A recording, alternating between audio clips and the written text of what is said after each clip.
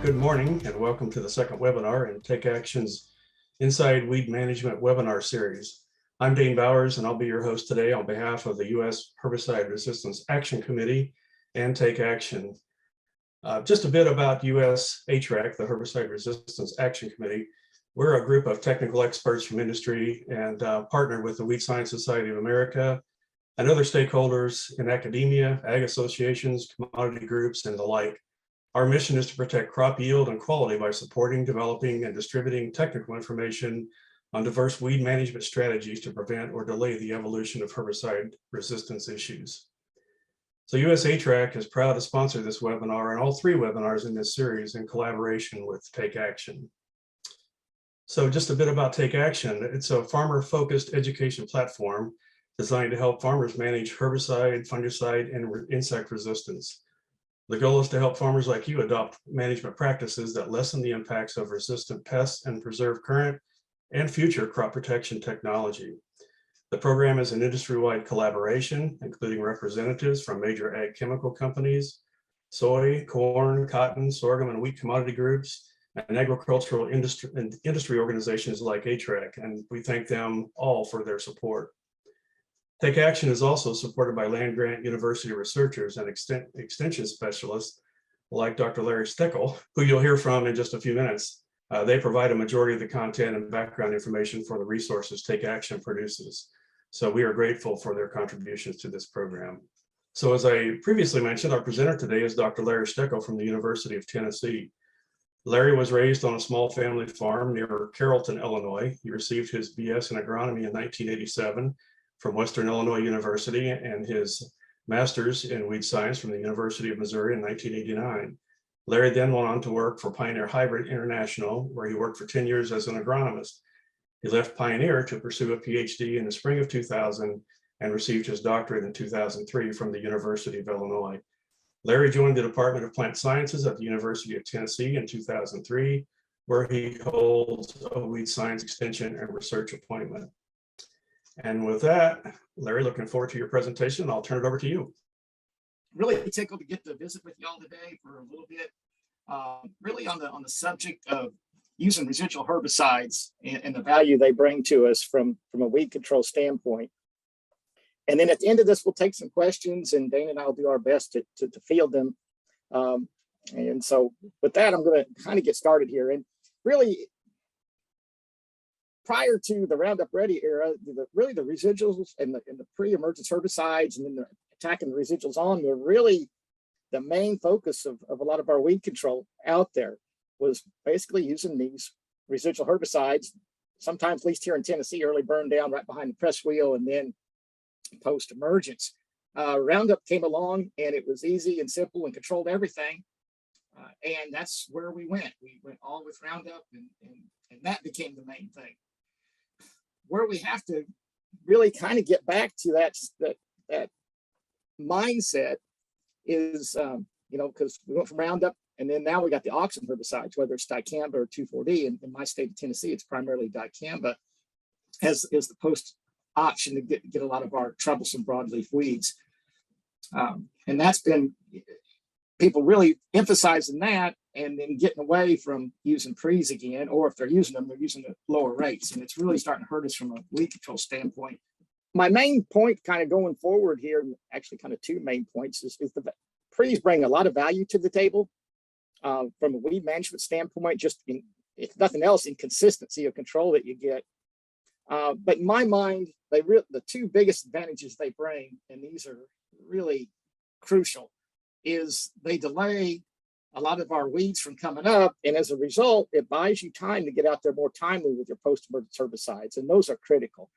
And especially here in Tennessee, where we're starting to see some resistance to the auxins, being timely can help. Getting out there on a 2-inch Palmer Amaranth, you got a chance with dicamba. If you're getting out there on the 12-inch one, you got no prayer. So that's one of the big things. The other is, and it's really coming home here in my state of Tennessee, is mitigating the evolution of herbicide-resistant weeds. Just not trying to manage our Palmer Amaranth in this state, and now in our water hemp over in Middle Tennessee, with basically one herbicide, dicamba. We've been doing that, and we're starting to lose traction on it. So as a result, we're going to be forced, and we are now starting to be forced to really rely more on our pre's like we did, 20 some years ago. And those bring a lot of value. They mitigate the evolution of herbicide resistant weeds because they expose the weeds to more than one herbicide mode of action. And another big thing is they decrease the number of weeds that come up. And you just don't have as many you have to try and deal with post-emergence.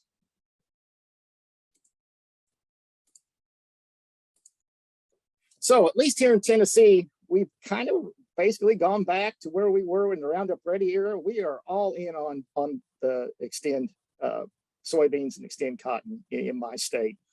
We're 97 some percent Extend soybeans, 95+% some Extend cotton. And as a result, we are seeing slippage on our residual herbicides being used.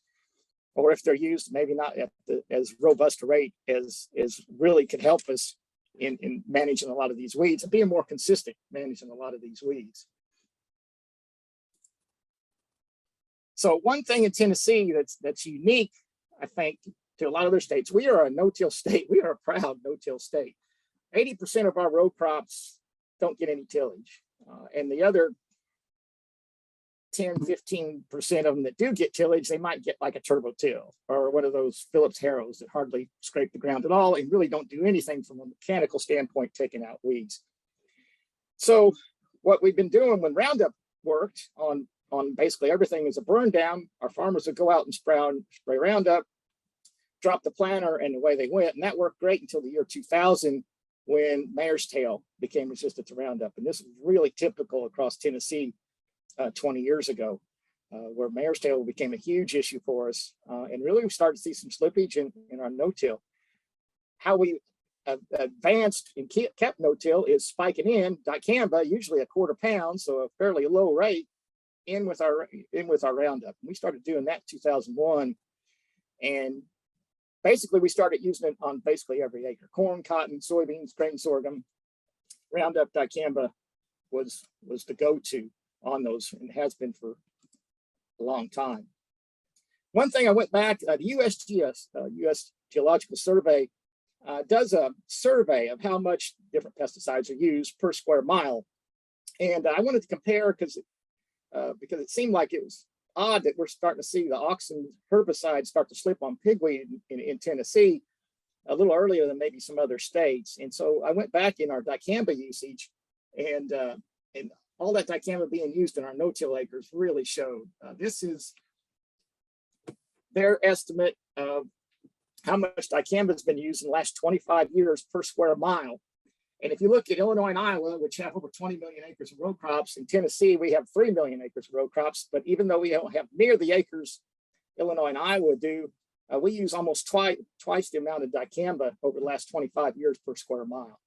And I think we primed the pump, starting to select for those individuals out there, Palmer Amaranth and water hemp, that started to build tolerance to dicamba, because we leaned on it so heavy for 2 decades.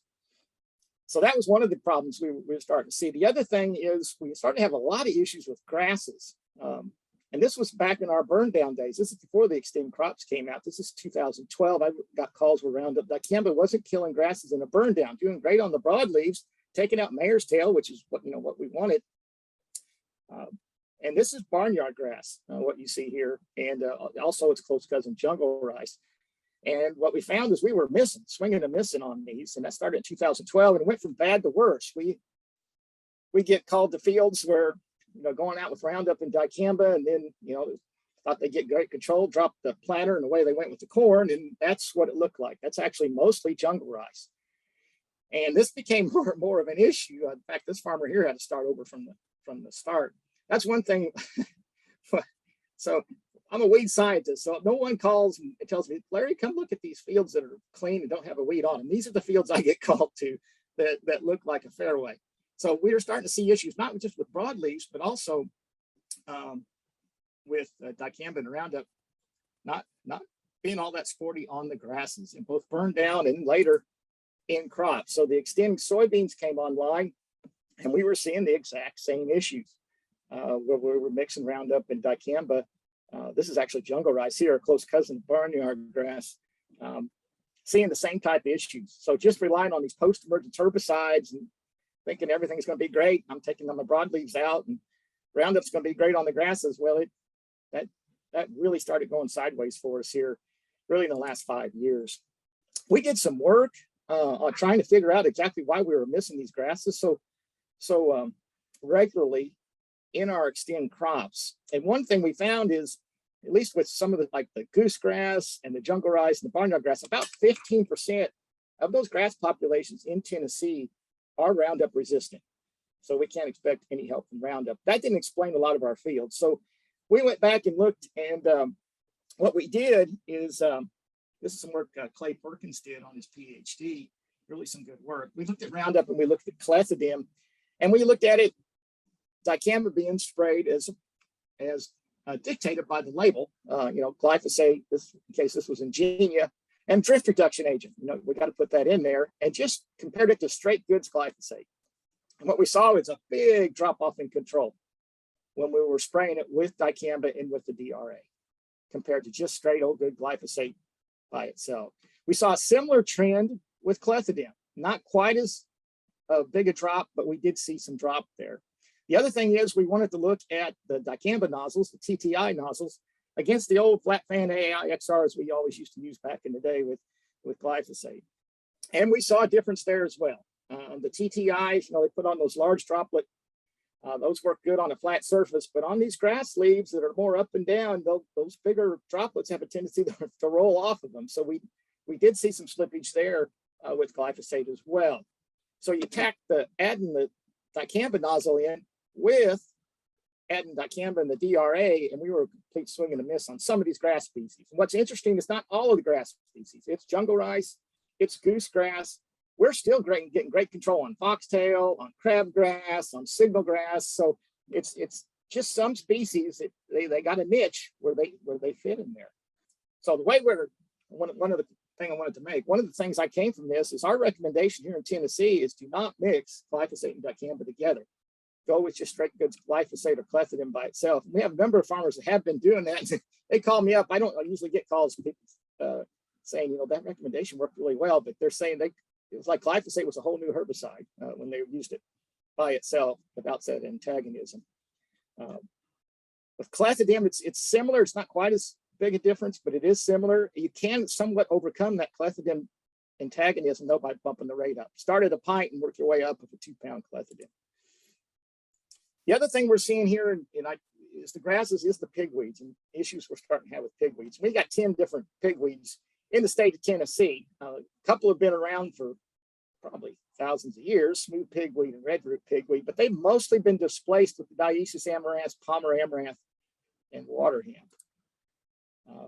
I've been surprised how much water hemp I'm starting to see in this state. It used to be, I had a hard time finding it, and in Middle Tennessee this past year, it was very, very prevalent. I didn't have any trouble finding it. Here, where we got to mix though so much is we do have a little bit of a challenge on ID in it. And really, when they first come up, it's a struggle to try and be able to distinguish one from the other. Really, the best time to distinguish a lot of these pigweed species, but particularly palmer from water hemp, is to look at it after it goes into reproduction stages and look at the flowering branches. In general, if those flowering branches can be measured in feet, it's palmer amaranth. If you can measure them in inches, it's water hemp. That's probably the best rule of thumb as far as trying to distinguish those two apart. So and one of the things on palmer, at least it's, palmer amaranth, water hemp's native to the Mid-South and in the Midwest. Palmer amaranth is not. It's probably native to the desert Southwest, but it's fit a really good home here in Tennessee. I had a farmer one day with some time on his hands, and he went out and took his backhoe and dug along beside this palmer pigweed. That taproot went over 5 foot into the ground. Outstanding drought stress tolerance. And especially you get a dry year, it can easily outgrow our crops. There was some work done at UC Davis back in the 80s, measuring the photosynthetic rate of desert plants. And they measured one of the palmer amaranth. And it didn't reach its maximum photosynthetic rate until it got into the 90s. Our crops, soybeans, corn, cotton, they start shutting down in the high 80s. And Palmer Amaranth kept that high photosynthetic rate clear up to like 114 degrees. So on real hot, dry days, it can get away from a crop in a hurry. And it has unbelievable growth. And this is one of the big things with pre-emergence herbicides. They buy you time. I can't emphasize how critical that is. This was a picture, it just dawned on me one day. So we went out, and this was some research we had here at the station in Jackson, Tennessee.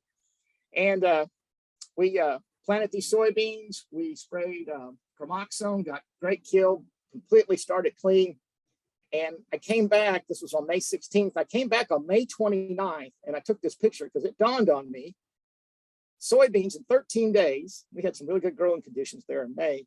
They come up and they were starting to put on their first trifoliate, and they were about 3 inches tall. Palmer Amaranth, with a seed no bigger than a period at the end of a sentence, went from that in 13 days to 8 inches tall. So that's the thing on trying to be timely with a post-emergence herbicide. If you don't have a residual herbicide out there that has some activity on Palmer, it's almost impossible to get out there timely with your post-emergence application. And I think we see that more and more. And when you're spraying a post-emergence application on a pigweed this big and you're just a few days late, let's face it, and it's got a little bit of tolerance, that's how we start to shift the curve for more tolerance to that particular herbicide as we go forward. So in Tennessee, this was some work we did back in 2014 when we were first trying to test the Extend system, where we were using a pre and coming back with dicamba or with a just straight goods dicamba, or we were putting another residual with it, and we were getting great control in the 90% range, whether we added another residual in over the top or not. And those, that thing looked really, really good. And a lot of our farmers, of course, have adopted to it and ran with it. And they may or may not be using a pre, and they may or may not be adding another post over the top. And that's really starting to become a problem now because we're not getting that level of control. These are the fields I'm getting calls on now with Palmer Amaranth. We're starting to see some real slippage with dicamba controlling. And when we're not using a pre and then coming out there, and a few years ago, it didn't matter, dicamba was killing it. But now, even with repeated applications, in this case, Roundup and Ingenia, we're seeing it missed. One thing with this resistant biotype, often but not always, often it does take out the apical meristem. It's not like the dicamba doesn't work. It does work on the pigweed. It does take out the apical meristem. A lot of times what you see recover is these lower lateral buds. They take off, and then they just keep right on growing. Now, there was the apical meristem on this one in this particular field. Pigweed was probably a little big. Again, timeliness would have helped. That's probably closer to 8 inches tall. But you look at the pigweed, and then they all go to seed. And now we've got a mess. And what we see, it's just like what we saw when Roundup started to see Roundup resistance develop in pigweed, is it starts off at a fairly low level, and then it starts building over time to the point you can't even put the jug on it. We're starting to get to the jug stage now. So Delaney Foster, she's working on a Ph.D. with me, and she's riding herd on trying to at least get our arms around what we're dealing with here with dicamba and 2,4-D resistant Palmer Amaranth. This is some of our data from 3 locations across the state. And again, we went out there unlabeled, 2 to 4 inches tall. We went out a little bit later, actually about a day or 2 later, as fast as pigweed grows, 6 to 8 inches tall. And then we sprayed 10 to 12 inches tall. So, and let's face it, 10 to 12 inches isn't that uncommon when we get out there and spray. We looked at the 1X rate of XtendiMax, 22 ounces, doubled the rate, 44, and then we doubled it again to 88. What we see is size does make a little bit of a difference, but when you start to see this resistant biotype out there, we don't see much help at all. So 22 ounces, we're getting about 40%. We double the rate, and spray it timely, we're getting 60%. We got to be timely and spray 88 ounces of XtendiMax at these locations to get the level of pigweed control that we used to get just a few years ago with 22 ounces. And I took this picture here just this past year. This is in the Mississippi River bottom. in Lauderdale County, and we did a rate study there on some of this pigweed at a suspect location on this farmer's field. That's 176 ounces of XtendiMax. The only thing living out there, of course, we killed a lot of the pigweed, but we had several survivors. And here's one of them that survived. It was sprayed timely. It was Palmer Amaranth and Nutsedge. That was all that was surviving. And it just gets more concerning as time goes, as far as I'm concerned. And it's the reason we've got to use these pre-emergence herbicides, is we're really starting to lose traction on the post, especially at this location. But we had 2 locations that where we got Ingenia and glyphosate. We've got a little over 40% control. Enlist 1 and glyphosate, about 50% control. So with the Palmer Amaranth, if it's resistant to dicamba, to everything we tested thus far, it's also been resistant to 2,4-D. We did have one location, which is next to Arkansas, right on the Mississippi River, and they've confirmed Liberty resistance over there, but we also saw some real disappointing results with Liberty. One of the things we did find, though, is if we tank mixed Enlist 1 and Liberty, we did get good control. Or if we came with Ingenia and glyphosate and followed it up, we did. But it's awful hard to be that good on timing with those applications. This is one of the farmers' fields next door to some of that research where he used dicamba and then he came back with Liberty. Not much in the pre-emergence or residual standpoint, though, which is where he's got to go next year. And we're seeing the same issue again with the Enlist system as well on Palmer Amaranth. This is Roundup in 2,4-D, followed up with Liberty, and it's not near the weed control you would expect from that. Again, we're going to have to use residual herbicides. This is one of the farmers' fields down the road, and he sprayed Promoxin over those beans because the pigweed took it. He's just not getting the traction out of dicamba he got a few years ago. And again, we're going back to where we were before extend crops. We've got to start overlaying residual herbicides. And that's on Palmer Amaranth. Unfortunately, that's not the only pigweed species we're having issues with. This is water hemp in the Cumberland River bottom. So in Tennessee, it's kind of unique. In West Tennessee, most of our rivers here flow north. So the Cumberland River bottom, this keeps going downhill. This is actually Cumberland spits out there just outside of Paducah, and dumps out right there in southern Illinois. So this stuff moves around, and I think some of this has got moved around with combines. This is some of the rate study we did. So this is the water hemp. We didn't get 40% control with 22 ounces of XtendiMax there. So I hope I made my point enough that these post-emergence herbicides, at least here in Tennessee, in a number of our counties, we're just really got major issues with them working in some big parts of some fields. It's by no means wall to wall, but we're in the very beginning stages of it not being applicable at all. So we're really known, this is where I've been telling them we've got to use these residual herbicides. And I don't really care which one you use, but I think you need to use at least 2 in that residual standpoint that have good activity on these pigweeds. Whether it's a dual-based product, like Authority Elite, Boundary, Prefix, there's others, a peroxysulfone-based product, Authority Edge, Fierce, Zidua, but I wouldn't just use Zidua by itself. We can no longer do that. We need at least add some Syncor in with it, something else, another thing that'll give you some another mode of action, or a metribuzin based product. And really, I think metribuzin needs to be tacked into a lot of these. Some of these have metribuzin minimum already, like Boundary, but I think it needs to be added in here. It's cheap as herbicides go, and it can give us another herbicide mode of action. And then whether we're using extend crops or enlist crops, put another one of these residuals in with it.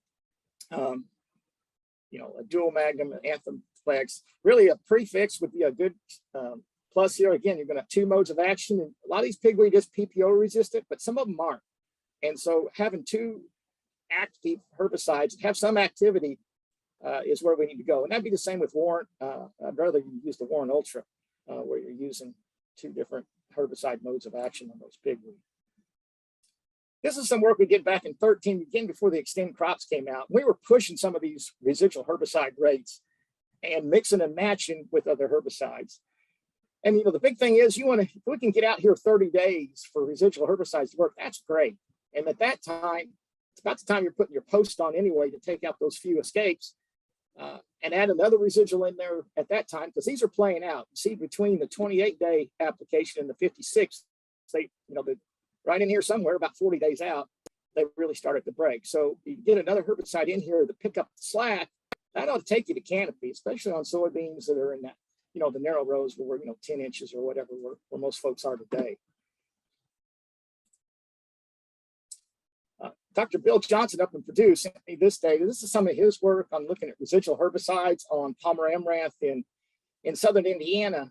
And again, it's kind of pointing out the same thing, where we're just using one residual herbicide with one effective mode of action on pigweed, in this case like Warren or Dual, we've got 50–60% control. But you start, come over here further to the right, and he's got a bunch of mixes and matches on here, but here's like Authority, MTC, and Dual, Prefix and Syncor.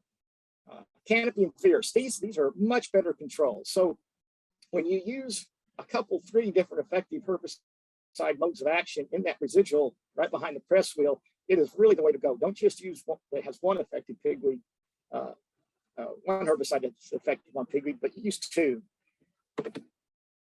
And metribuzin, in my mind, needs to be one of them. Okay, one of the things as far as when using these residuals, I wanted to really emphasize one thing is just, on rates and keeping the rates up and using a couple of them. I hope I made that point.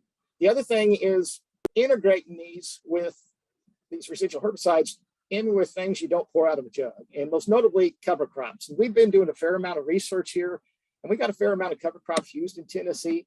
It varies from year to year depending on the weather and programs and such, but cover crops do provide a lot of benefit, and especially integrated with a residual herbicide. This was a study we did several years ago looking at termination timing, and we looked at 2 different cover crops. We looked at a vetch and a blend of wheat vetch, and we planted these soybeans on the 5th of May. Okay, but we burned down or terminated April 20th, so 2 weeks before planting, April 27th, a week before planting, the day we planted, and then 1 week and 2 weeks after planting. So we planted green here. Now, from an agronomic standpoint, when I do these studies, I about swear I never want to do them again, because it's a struggle to get good seed soil contact. You got to spend some time working on the planter to get it set up and calibrate it so it will give you good seed soil contact and thus a good stand. But once you get there, it provides a lot of benefit from a weed management standpoint. So what we monitored here was days after planting that it took palmer amaranth that came up to get 4 inches tall. And I will mention first, right out of the gate, when we used this cover crop, we cut down the number of pigweed that came up, period, by 50%. So right off the gate, you're way the big plus. You got half the number of pigweed you got to deal with anyway with a post-emergence herbicide. And you can see as we went later and terminated and planted green and terminated later, we actually got up here almost 40 days. That's just with the cover crop. That's not adding the residual herbicide. I'll show you where we added residual herbicide. We got even better length of residual control. This is one of the pictures. This was actually where we planted green and then sprayed our Roundup and Ingenia 14 days after planting. And that's one of the things I really like about the auxin crops, whether it's Enlist or Extend, is vetch or crimson clover. Roundup's never been very good on those particular plants. Those legumes, they really kind of scuffle, but dicamba 2,4-D are. So they can really help you manage these cover crops that got a legume in the mix over and above what you get with just Roundup.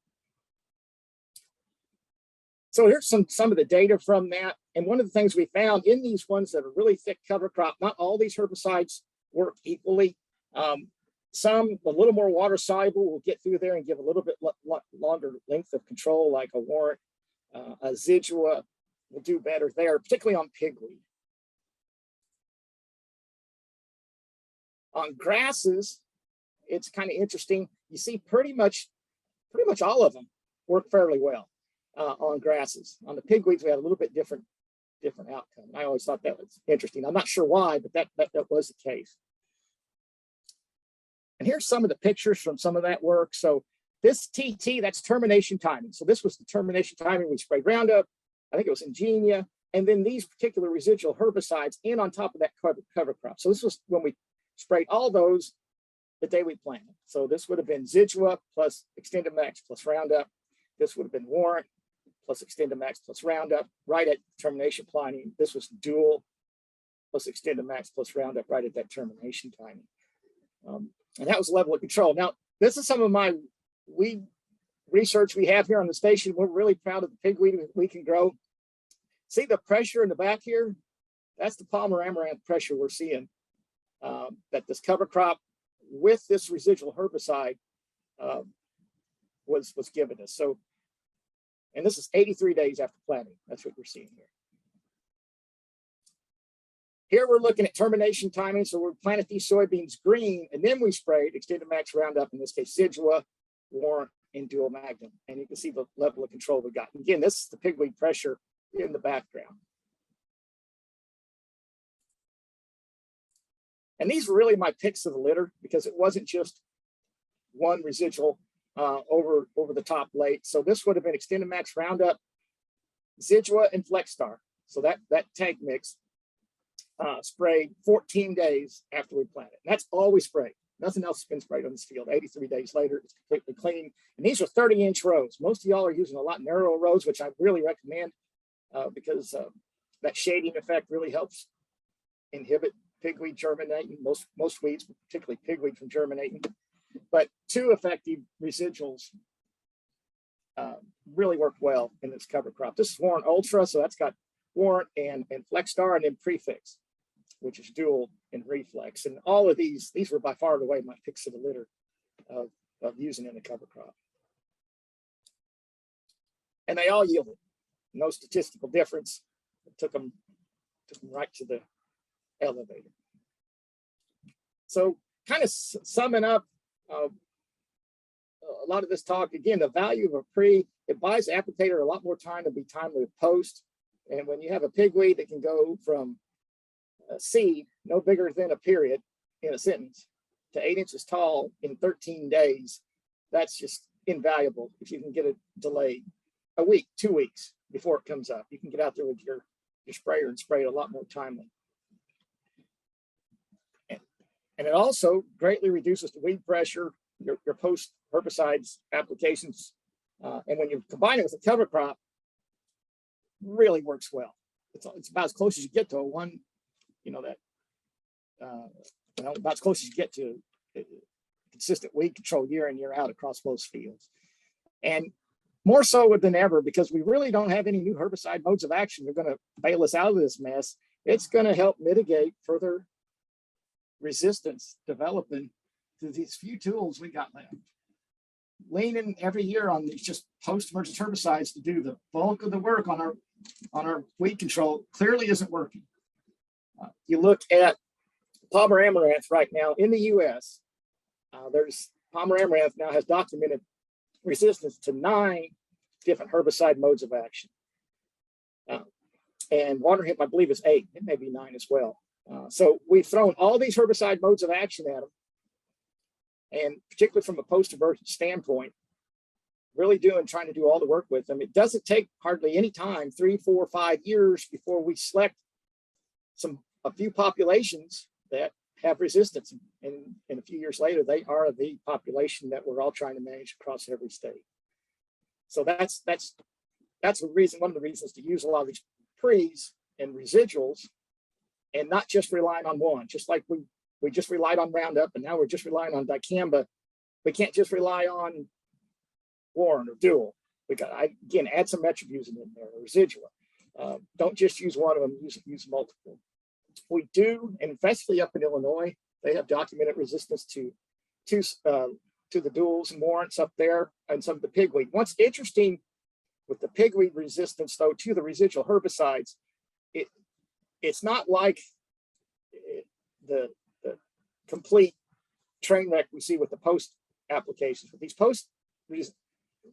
with the resistance from the post-emergent herbicides, whether it was Roundup or dicamba, it doesn't take too long. You put the jug on them and they don't work. With the residuals, you still get some traction, even with some of these resistant populations. It's not as good as it was. It's not 3 weeks of residual control, but it's still 2 weeks in a lot of cases. So you're still getting some decent activity. If you put another herbicide in there with it, say you do have dual resistance, you put a metribuzin in with it, then you got really a lot better and a lot more consistent residual control.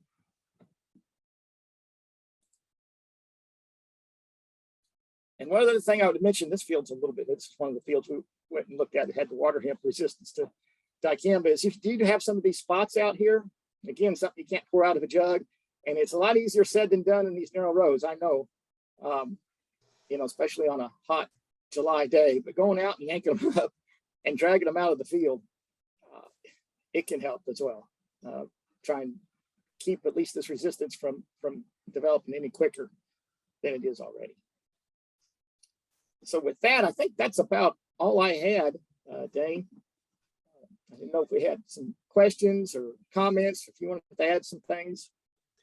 Yeah, well, thanks, Larry, for, I think you set that up really well with the problems that you're encountering there in Tennessee, which are probably parallel problems going on in other parts of the country as well. And I think it's a real call for all of us to take action, to think about using residual herbicides going forward. As you said, we don't have a lot of new modes of action coming down the road here for us, so we've got to maintain the tools that we have. So we do have a few questions that have come into the chat. I'm going to ask you a question, and I would just tell the audience that if you do have some other questions you'd like to ask, we've got plenty of time. So please put those into the Q&A, and I'll read those off to Larry. So I just, Larry, in terms of using residual herbicides versus a non-residual, how much time do you think you buy yourself when you're using one of the better residual programs, say with a couple of modes of action versus no residual herbicide? That's a real good question, Dane.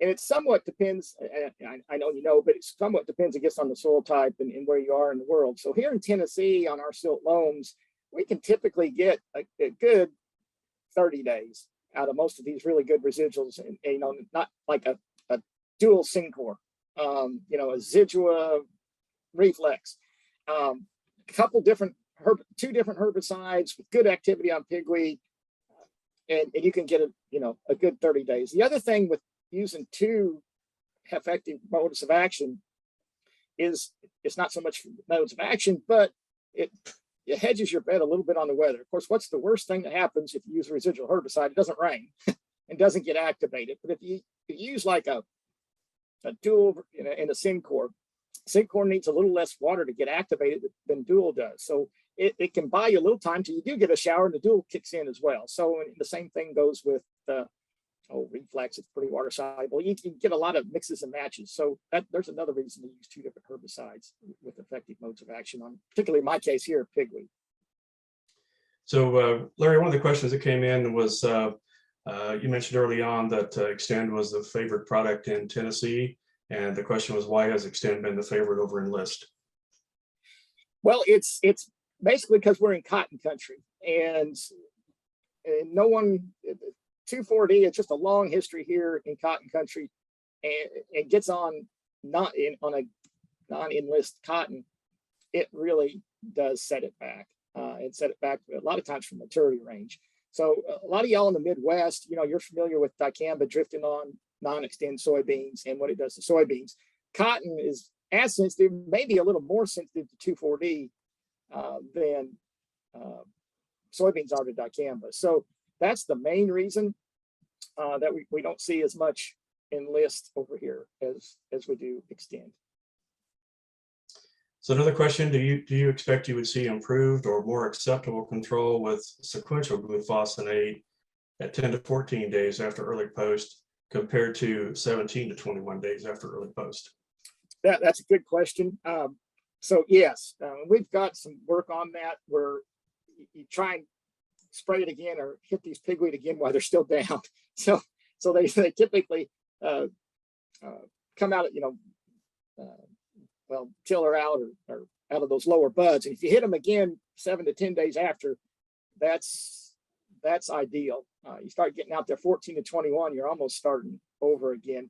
The other thing we're really considering here in Tennessee, because we are starting to see a little slippage, it looks like with Liberty as well, like they are in Arkansas, is using higher rates of liberty right at the get-go. So standard rate here has been a quart. On those counties where we're starting to see a little slippage, I'm telling them to use the Texas rate. The rate they use in Texas, pretty much standard now, is 43 ounces. And they do that because out west it's drier, less humidity, liberty doesn't work as well because of that, but they get around it by using a higher rate. Well, I think we're gonna have to start using some of these higher rates here in Tennessee for this pigweed that looks like it's starting to see some slippage with liberty effectiveness. So a couple of questions around cover crops here that I see. So one of them was what rate of rye did you plant? And I don't recall exactly what cover crops you showed in your presentation. Another question was, have you considered using rye in your cover crop? So the rate and would you recommend rye, I guess? Yeah, so rye is really probably the most effective. It gives off a better allelopathy than what wheat does, but it's not a huge difference. And at least here in Tennessee, everybody's got some wheat in the bin, and rye's not near as available, and it's not that much of a downgrade on the weed control it provides. As far as the seeding rates, I usually like to mix it with like a vetch or crimson clover, and run those out there.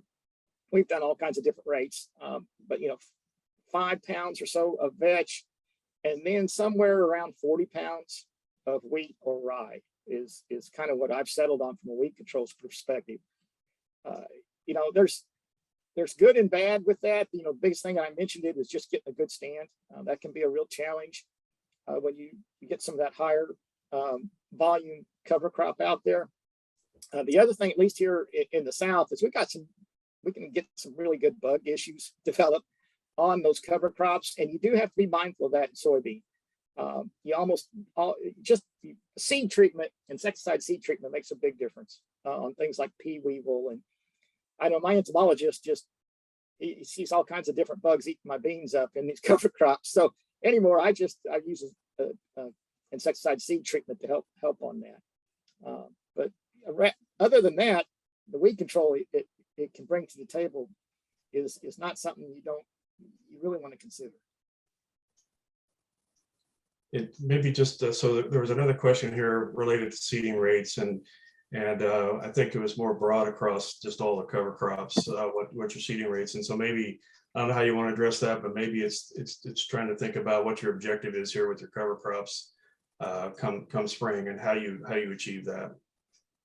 Yeah, Dane. So you can talk to 100 different people, you get 100 different opinions on what cover crop blend you need to use and what the rates are. And in a lot of cases, probably a lot of folks aren't wrong on what they're doing. I think for your location, your field makes a big difference in what you're trying to do. You get some of the folks wanting to work at the soil health mentioned, and they're putting some mixes out there that have maybe a mustard in them, or tillage turnips, or some of those things. Some of the spring oats, things like that. What I found on some of those, though, at least here in Tennessee, we do get winter, and we can get a winter kill on a lot of those. And I'm sure they're helping with soil health, but from a weed control standpoint, we're not getting near the biomass we need to help keep pigweed from coming up. So we've looked at a lot of matches, but a legume with either a wheat or seal rye it's been what we've kind of settled on from a weed control standpoint, the best weed management cover crop that we've researched. So another good question here. So obviously in a cover crop scenario where you're trying to get enough biomass to suppress weeds in the spring, any concern with cover crop residue tying up these pre-emergence herbicides? Yeah, and I showed a little bit of that data. Some of them, it doesn't so much tie them up as they just don't get to the soil as readily. And at least what we've seen, some of the more like the more water soluble ones, like Residual that gets through the water, Fomesafen, Reflex, Flexstar, that gets down. The Valor is another one that'll get through a cover crop very well. I see, just straight goods dual get hung up a little bit more in a cover crop. Outlook get hung up a little more, so those don't work as well in a heavy cover crop as some of the ones that are more water soluble, like a Residual, The encapsulated warrant works well getting through a heavy cover crop. Metribuzin works really well. Those are kind of, again, there's no one answer, but there's a number of them that do work better than others getting through a heavy cover crop. So maybe this one will be right in your wheelhouse, Larry. Why were your growers so reluctant to use pre-emergence herbicides? I think there's a number of things to it. Price is definitely one of them. Just trying to cut some costs, especially in cotton. These residual herbicides can really slow down cotton coming up and getting a stand, and especially where we are here, we're in the very northern end of the cotton belt, and we've got to be very timely on getting our crop up and getting it out before the frost. So a lot of times they won't use much of a pre just because they're worried about that. So that's and that kind of bleeds over into soybeans because we get a higher population in our cotton. Those are, two of the bigger ones, just slowing the crop coming up, some injury that you could get. But the biggest one is just trying to cut some cost. So related to that, what percent of the acres in Tennessee are getting a residual herbicide?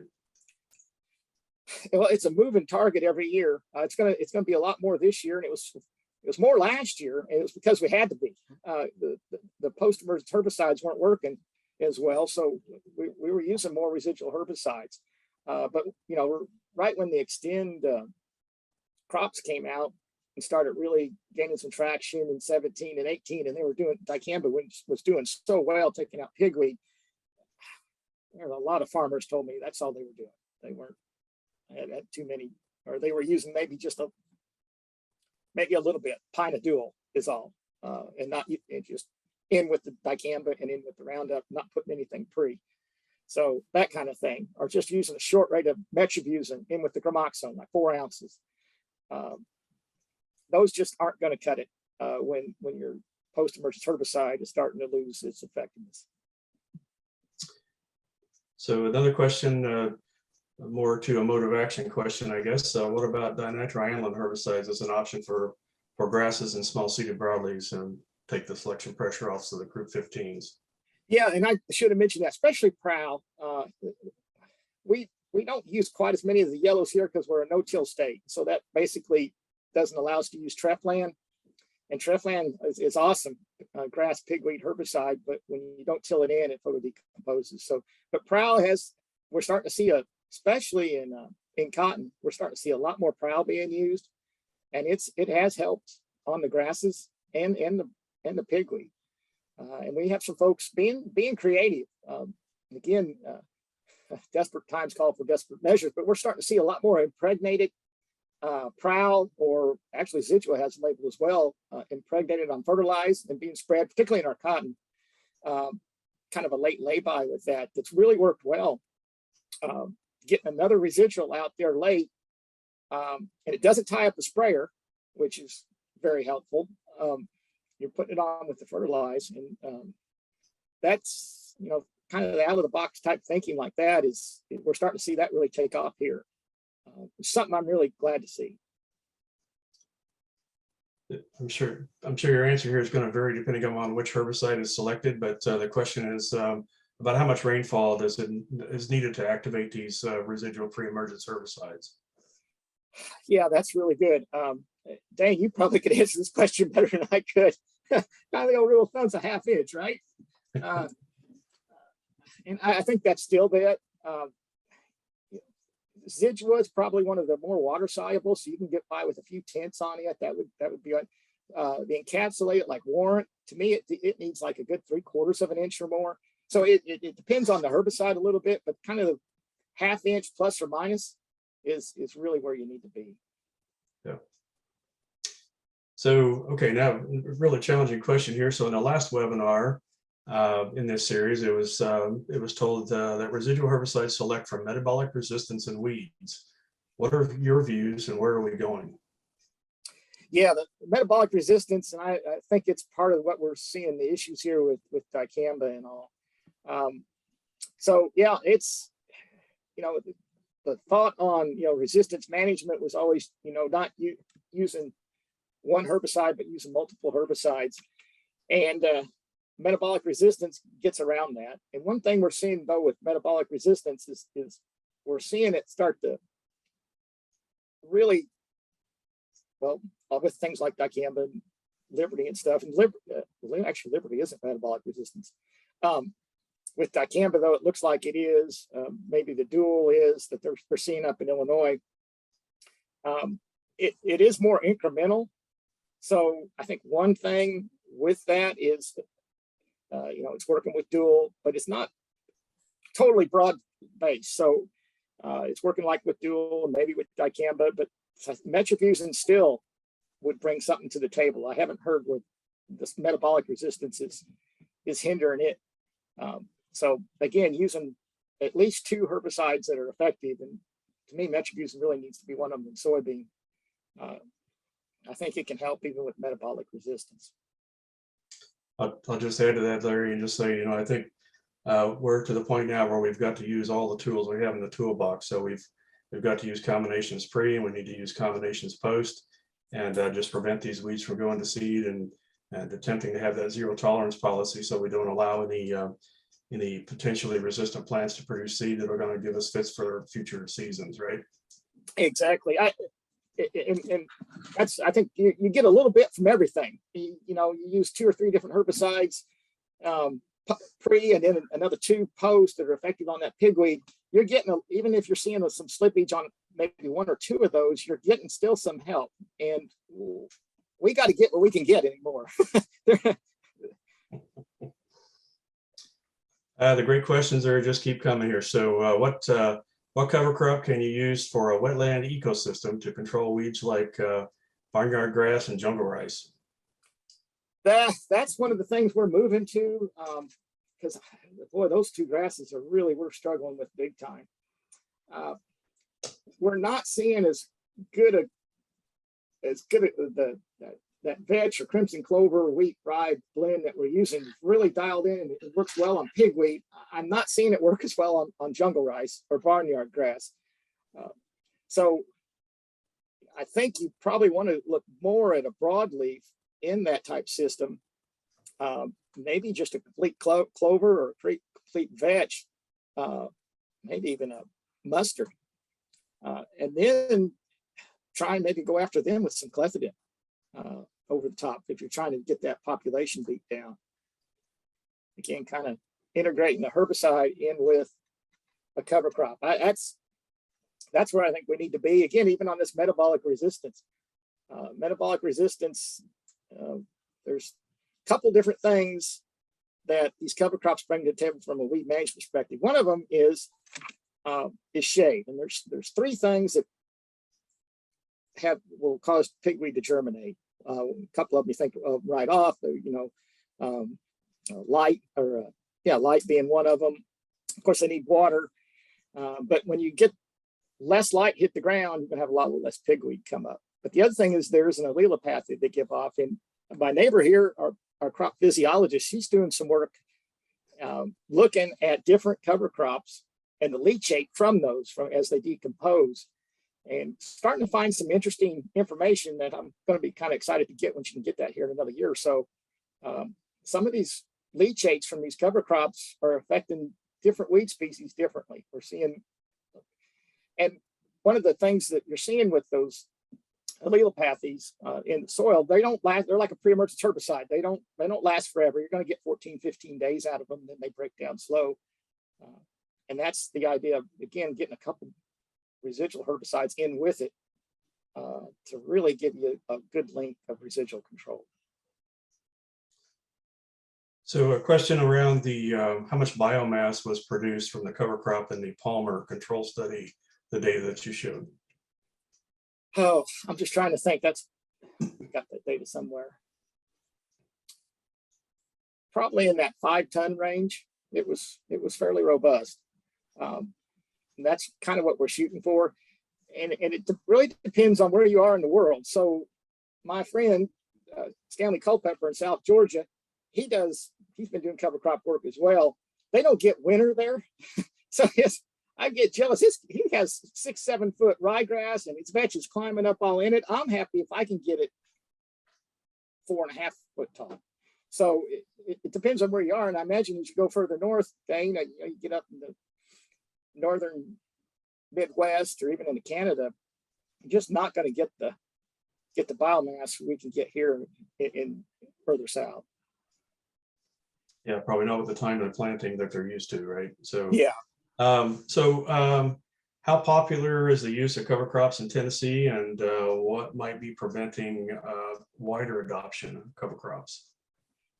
Well, they're fairly popular. They're a little more popular like when the NRCS has a program and they help cost share some of the seed production. I'm just trying to look. Somewhere around 10 to 20% of our acres get some kind of cover crop. We got a lot of wheat that goes out too. So, and some of that wheat, invariably, it turns into a cover crop. They won't even take it to grain. So it's a little hard to actually put a finger on, but it's in that 10, 20% range most any given year. And the biggest, hangups with it is really it's a timing thing. In the fall, everybody's so busy trying to get their crop out. That's got to be the number one priority, that bird in the hand instead of two in the bush. So getting out there and getting it spread in time. We do have a number of our growers will fly their cover crop on with an airplane and aerially seed it. And that's a little, especially in cotton. I always get calls when we're defoliating cotton. It's not hurting the cover crop. It's just really small and coming up in the cotton. So we do have a fair amount of that happening in standing corn or soybeans, but otherwise they're putting it on with the spreader truck later. Or they're drilling it. Drilling it's the best, but no one really has a lot of time to drill it. Between trying to get out their crop and trying to plant wheat and then trying to get the cover crop on. So that's the biggest hang up. It's just the manpower and the time to get it established in the fall. So how much residual control of palmer and water hemp do you think we get when using fomeciphen soil applied? I'm assuming that's probably relating back to PPO resistance concerns. Yeah, so we've been struggling with that for quite a few years with the PPO resistance. On our Palmer Amaranth that, we'll put Flexstar on or Cobra on when it's small and we're not getting 20% of them.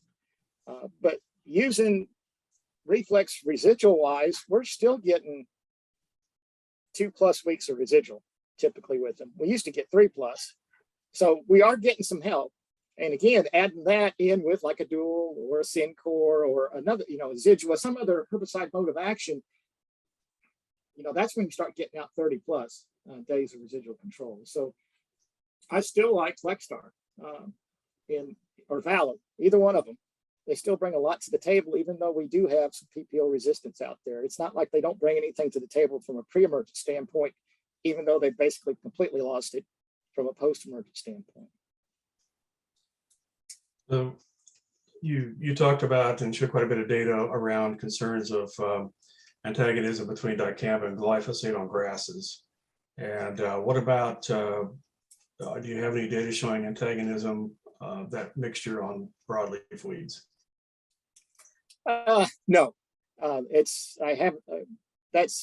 we haven't seen any really antagonism issues with dicamba or 2,4-D with Roundup. But what we sure have with grasses. And again, it's not with every grass species. It's kind of interesting. It's goosegrass, it's barnyard grass, it's jungle rice.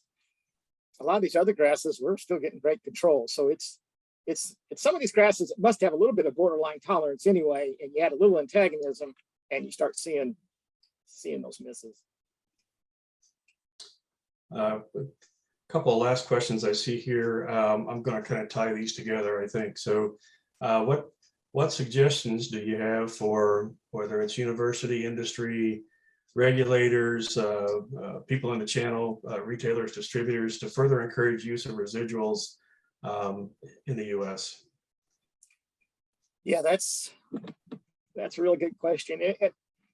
Some of them is, some of this I think y'all are doing is some of the programs that are out there that if you buy some residuals in with some post herbicides that you get some discounts, and that always helps promote it. I think anything we can do to promote the use of cover crops, so we can integrate these herbicides in with cover crops would be a real good way to go, at least for us here in Tennessee where we're no-till. And, we've had some, the NRCS doing some of the cost share on some of these cover crop seed. That really helped. That's when we had our highest cover crop adoption, when the NRCS was chipping a little in to get some seed money, if you will, for the cover crop seed. So I think, from that standpoint, and then, some of the programs you all do, where if they buy a couple different herbicides, it's a little cheaper. I think those kind of things can really help as well. And hopefully just the education, just that we've got to really use them. And at least here in Tennessee, we're going to start using them. And I have been a little bit more here lately, just because post herbicides aren't working as well. Well, I think, Larry, we've exhausted the questions. So greatly appreciate the information, what you've shared today, and really, really good information, and a great Q&A session there. Really some good questions as well. One of the things that I just want to, this kind of ties in with our next upcoming webinar that I want to bring in here, is that you've talked about the use of cover crops, and whenever we think about herbicide resistance in weeds, all we're thinking about typically are herbicides. But it's really important for us to be thinking about some of these, as you said, things that don't come out of the jug that we can utilize to help supplement our weed control. And so I do want to talk about our next webinar that's coming up on January the 27th, and that will be Dr. Kevin Bradley from the University of Missouri, and he'll be talking about harvest weed seed control practices. So it will be at the same time as today's webinar. So you can visit www.iwilltakeaction.com to register for that upcoming webinar. So thanks everybody for attending today, and I hope you found it valuable. I certainly did, and we'll look forward to seeing you on the 27th. Thank you very much. Thank you all.